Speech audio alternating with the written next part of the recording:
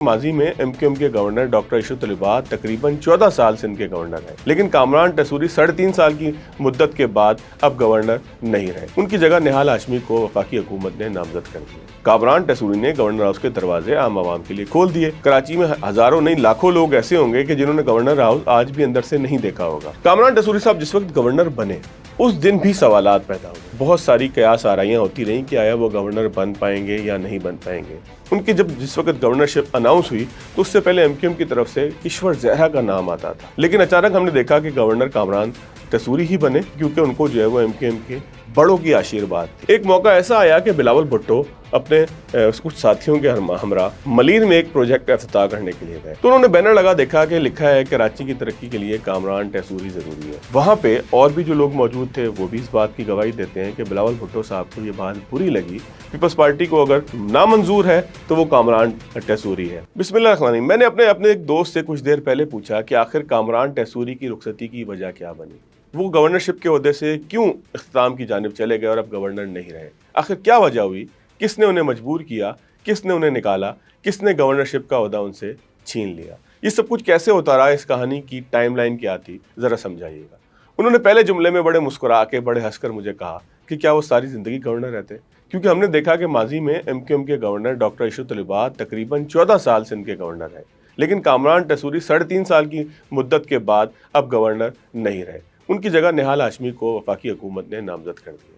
इसके पीछे कहानी क्या है, ये सब कुछ होता कैसे रहा, आखिर क्या वजह थी कि कामरान टसूरी रोज़े अव्वल से ही बहुत सारे लोगों के लिए काबिल कबूल नहीं थे।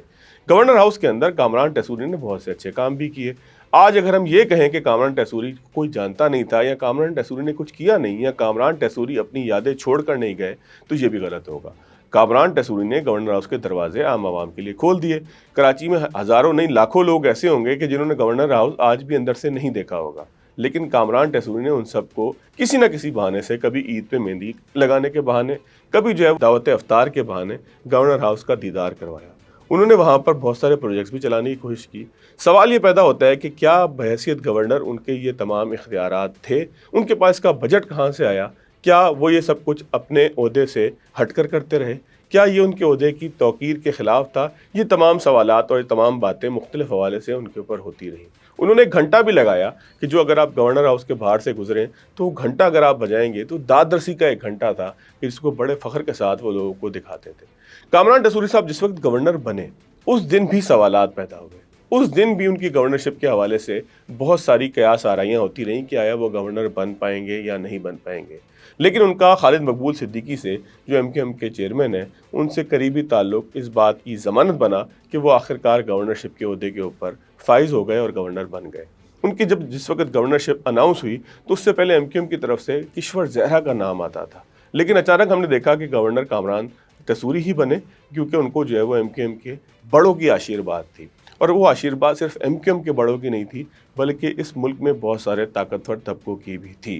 कामरान टसूरी के गवर्नर बनने के बाद खुद एमक्यूएम के अंदर भी इख्तलाफ था। एमक्यूएम का एक धड़ा ये समझता था कि कामरान टसूरी का गवर्नर हाउस में मौजूद होना खुद साजिशों का एक जरिया बनता है।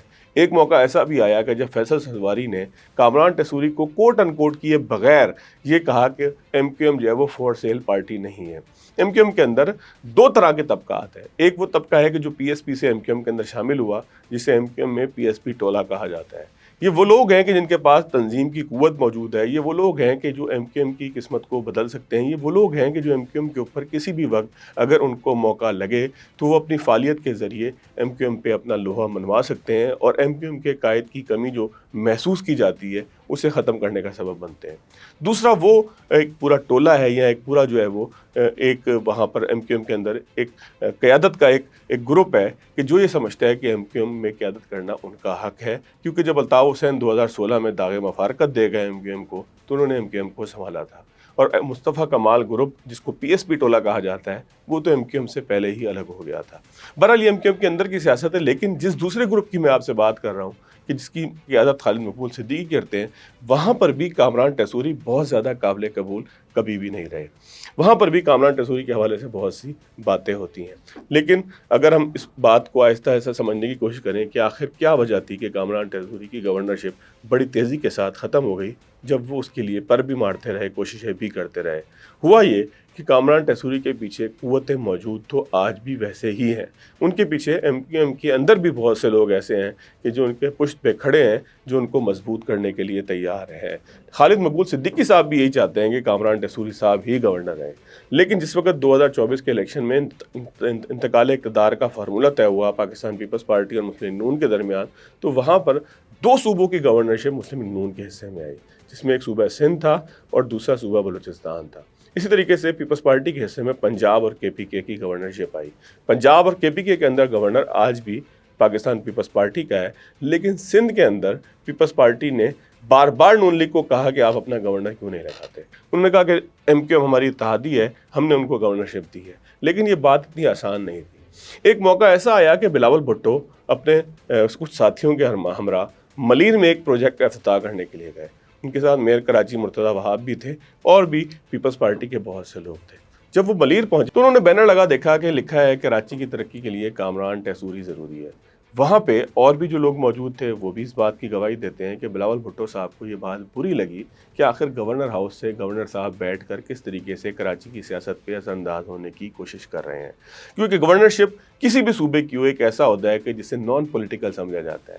یہ ایک اعزاز تو ہے, لیکن اس کی کوئی سیاسی حیثیت اس ضمن میں نہیں ہوتی کہ وہاں سے کوئی سیاسی بیانات کو کوئی بھی پارٹی چاہے کسی بھی صوبے کی ہو, پنجاب میں مسلم لیگ نون ہو یا KP کے اندر پاکستان تحریک انصاف ہو, وہ گورنر کے بیانات کو اچھا سمجھے, متاثر کن سمجھے, سیاست کے اندر ایک ہیلدی سرگرمی سمجھے. اس کو ہمیشہ برا ہی سمجھا جاتا ہے, کیونکہ گورنرشپ کے عہدے یا ایوان صدر کے لیے پاکستان میں یہ تاثر پایا جاتا ہے کہ یہ سیٹیں سیریمونیل ہیں اور ان سیٹوں کے طرف سے سیاسی بیان نہیں آنا چاہیے. باقی واپس اپنے ٹاپک پہ آتے ہیں. آخر ہوا کیا؟ ہوا کچھ اس طریقے سے کہ زرداری صاحب تک شکایت پہنچی.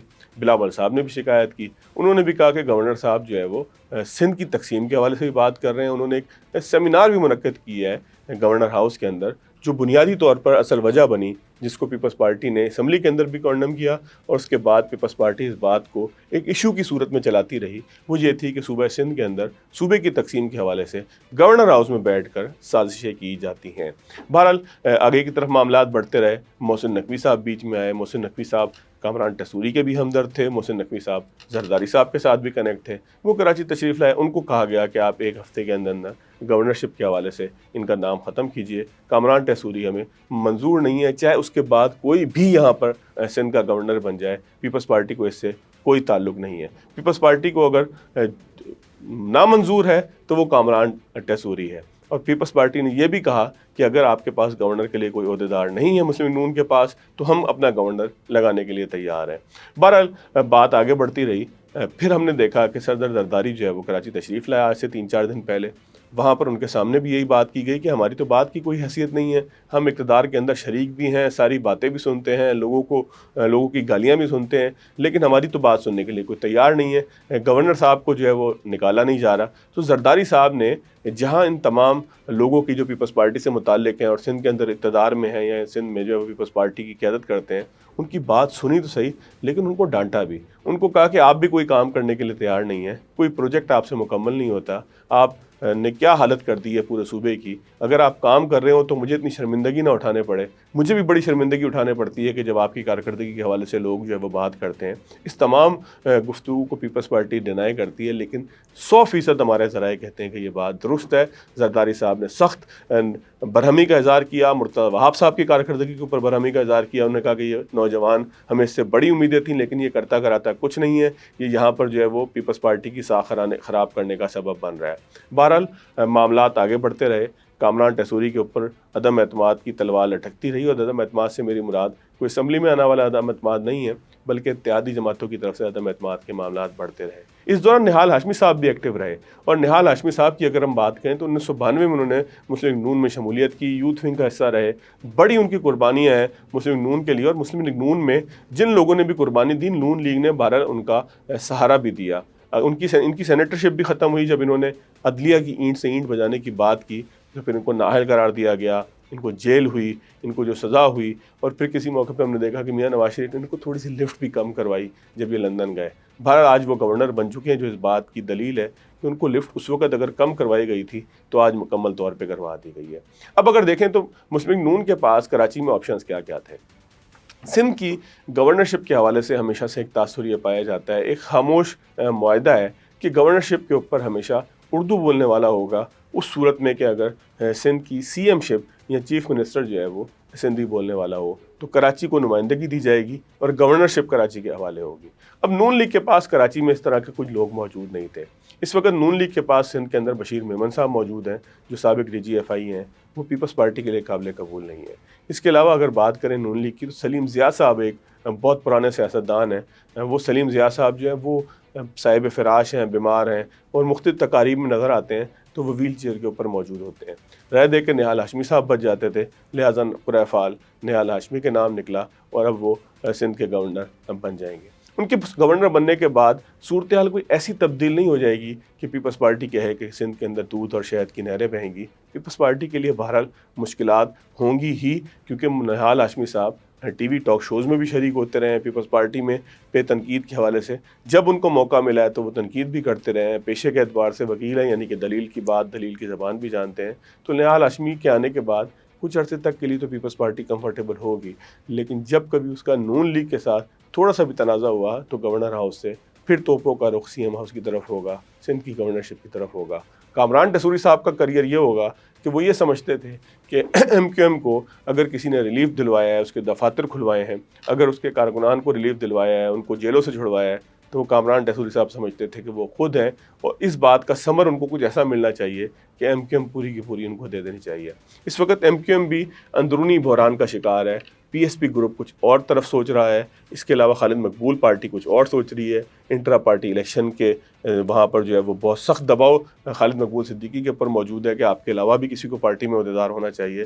तो इस सारी सूरत हाल के अंदर कामरान टसूरी फौरी तौर पर अगर ये चाहेंगे कि वो MQM के अंदर कोई बहुत बड़ा ओहदा लेके या कोई वजारत लेके या उनका कोई मुशीर बनकर वो आगे बढ़ सकेंगे, तो शायद सियासत में अभी उनके लिए रास्ते इतने आसान नहीं हैं। कामरान टसूरी का सफ़र जो अरबाब गुलाम रहीम सिंध के साबिक वज़ीर थे, वज़ीर आला थे, उनके साथ जिस तरह से शुरू हुआ, अब महसूस होता है कि उसमें कुछ पॉज आएगा, लेकिन बहरहाल उनकी एक फ़ाल शख्सियत है।